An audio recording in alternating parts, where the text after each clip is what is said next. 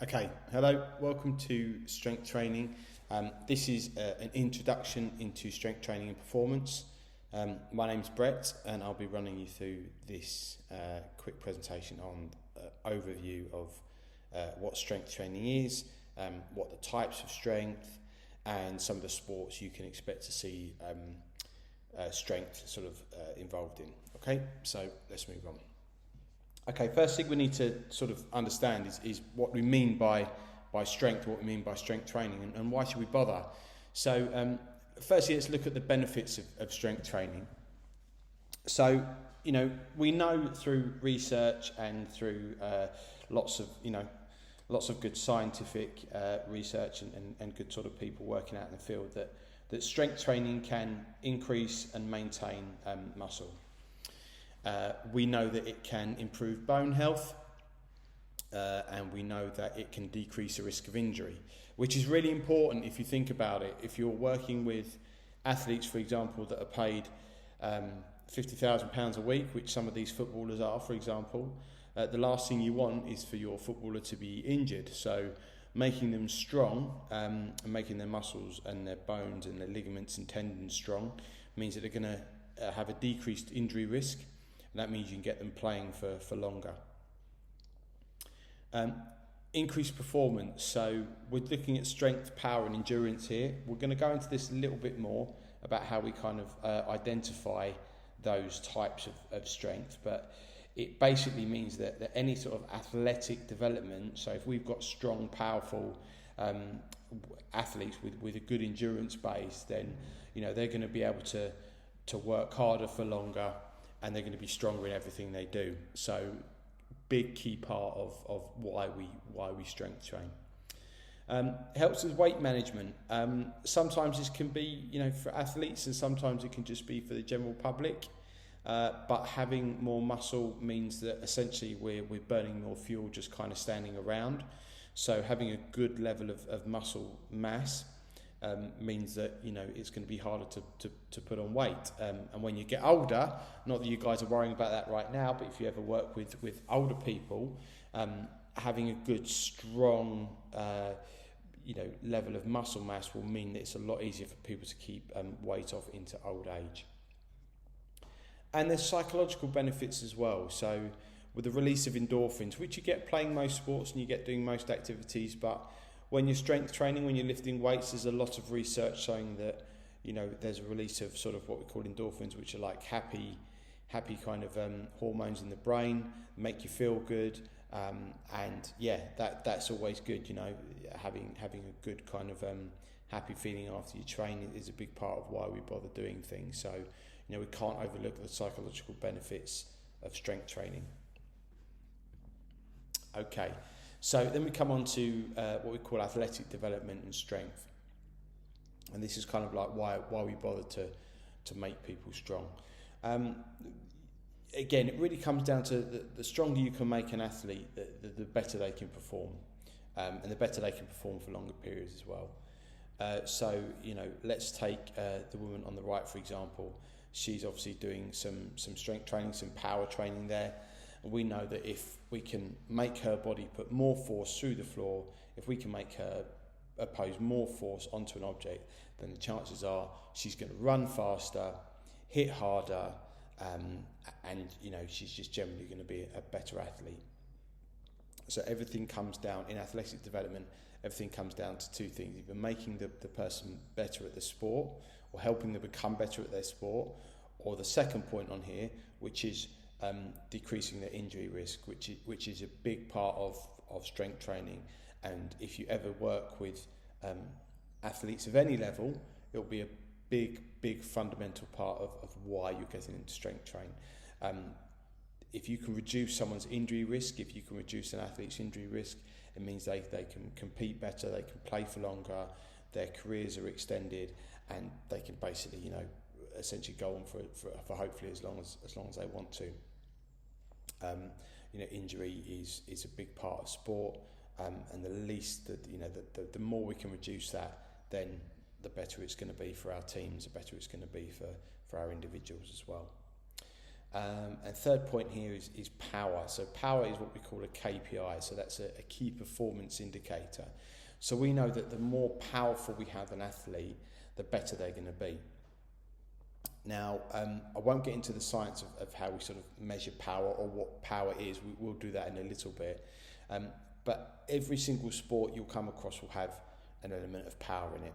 Okay, and power is just basically force times velocity. So it's the amount of force or almost kind of like strength you can put and the speed at which you can do it. So powerful athletes hit harder, they run faster, they jump higher, and they essentially win most competitions. Okay, so the more powerful you can be as an athlete, and power being, like I say, a KPI for athletes, the better you're going to have, or the better chance you're going to have to win, essentially, to kind of put whatever that power is into increased performance in your sport. Okay, so let's look at types of strength. So there's 4 sort of major types of strength, if you like. They are absolute, relative, power, explosive strength, which we just touched on, and strength endurance. Absolute strength is the most force you can apply with your muscles. So it's what we call sort of top end strength. Again, it's kind of like the most you can do in any one sort of movement. And we'll have a chat about what that means for sport in a bit. Relative strength is strength relative to your body weight. So if you think about, say, a gymnast, for example, or someone that weighs maybe 50 kilos, if they have the ability to move, say, maybe squat or deadlift 100 kilos, they're doing 2 times their body weight. Now, you might have someone that is bigger, so you might have someone that's doing, say someone like me, for example, that's 95 kilos.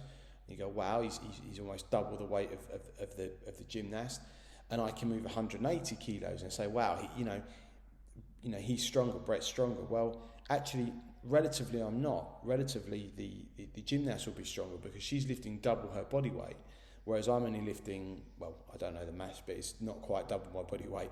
Essentially, relatively, that person is stronger. So relative strength is always something we need to bear in mind, something we need to consider, and something when you're evaluating how strong someone is, it's something you really need to pay attention to. Power or explosive strength, that's the speed at which you can apply force or move. So as we said earlier, power and explosive strength are KPIs in sport. Okay, so much more than, say, absolute strength is. Okay, power is going to be key in most team sports. It'll be key in most racket sports, for example. Anything where you're running, jumping, the faster and the more powerful in which you can do it, then the chances are the more likely you are to have a chance of winning. Strength endurance, so that's basically the level at which you can repeatedly exert force in your muscles. So think about endurance as your ability to do a task over and over again. It's pretty obvious. The stronger we can make someone, the stronger their sort of absolute strength generally, the more likely that carries over to strength endurance. So if you think about it, if I'm used to kind of putting 100 kilos worth of force through the floor, and I'm a 40 kilo runner, for example, every time I take a running step, I'm working at 40% or less of what I can put through the floor. So that means I'm going to be able to do that for much longer periods of time because I'm not working as hard to move my body. Okay, so strength endurance is it's a key part of strength training, and it can't be overlooked in terms of athletic development. So, quick task. Can you find examples in sport where you will need these types of strength? So, like I say, the 4 types of strength, we've got absolute, we've got relative, we've got explosive power, and we've got endurance. Think about sports in which you can find those types of strength.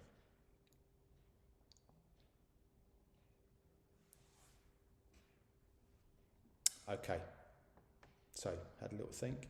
Superb. So let's look at absolute strength. So Absolute strength, the obvious one, or maybe the not so obvious one, is a sport like powerlifting, which is basically it's just deadlift, squat, and bench press. So it's the most weight you can lift in any one movement. The other obvious one, I think, is strongman or strongwoman, which is becoming more popular as a sport now. But if we think about absolute strength, I think a good example of this is the rugby scrum, where the guys are basically just trying to push as much as they can, and because it's usually quite slow, we wouldn't necessarily call this a power move. Yeah, it's more about absolute strength. It's more about how much force can we put through the floor to move the other team backwards. Another one, for me, is something like Olympic wrestling, which is there's periods of that where, or possibly even judo for some level, where you're kind of on the floor and it's a lot more kind of a strength game. So the movement is maybe a little bit slower. But there's obviously there's elements of other strengths in all these sports as well. So relative strength, a good example would be gymnastics. Okay, so if you think about it, the heavier you're going to be, the harder it's going to be to do something like rings or beams. So relative strength is really important. It's really important in dance and other aspects. Synchronized swimming might be a good example.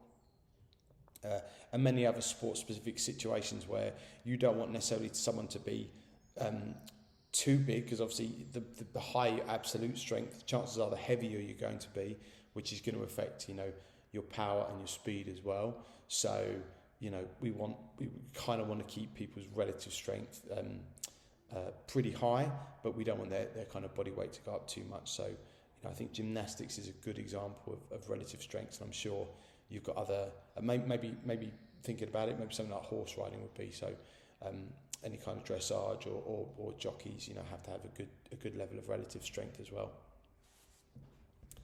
Power. Well, power, examples of power, you've got Olympic weightlifting, obviously, because that's a fast movement. How fast can you get heavy weight above your head? Pretty much all athletic events. So the list is endless here. You need to be explosive in most athletic events, any kind of sprinting, any kind of throwing event, any kind of jumping event. Most team games will have an element of power in them. So football, hockey, anything explosive. And really there's been a focus over the last sort of 10, 20 years on making most, team game athletes as powerful as possible. Combat sports as well, so something like boxing, karate, judo needs a lot of power in there as well. Need to be explosive, need to be quick when you're exerting that force onto an opponent or onto an object. And I would put tennis and periods of golf in there as well. Obviously the explosive striking of the ball in those events requires a lot of power from your athlete. Strength endurance, obviously there's middle and long distance running. I think middle distance running, so sort of 400, 800 metre runs are a good example of that. Any endurance event will require some form of strength endurance, as well as obviously a good sort of cardiovascular base. And longer games, so tennis and golf, require a good level of strength endurance because they tend to happen over longer periods of time. So the way to sort of look at strength endurance is say, does it kind of, how long is the event going on for? Do I need strength endurance for, say, a 100-metre sprint? No, because it's over in 10 seconds. But I do need it for some of the longer events. And it's really important to say that most sports will have elements of all four of those types of strength. So it won't just be sort of one type of strength throughout. It will be elements of all four. Okay. Hope that helps, guys. Intro into strength training.